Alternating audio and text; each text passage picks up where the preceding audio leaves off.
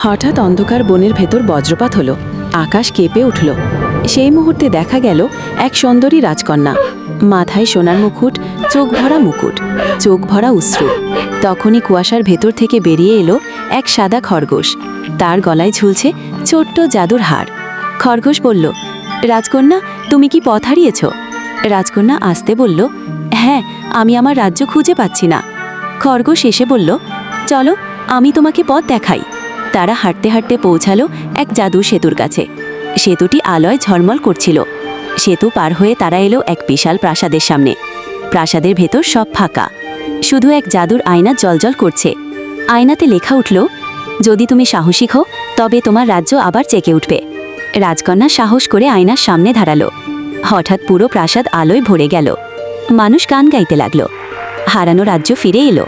রাজকন্যা খুশি হলো। খরগোশ আনন্দে লাফিয়ে উঠল। রাজকন্যা শেষে বলল, ধন্যবাদ আমার সাথে এই জাদুর অভিযানে থাকার জন্য। যদি গল্পটা ভালো লাগে তবে লাইক করো, কমেন্ট করো আর সাবস্ক্রাইব করতে ভুলো না। দেখা হবে আমাদের পরের জাদুর গল্পে।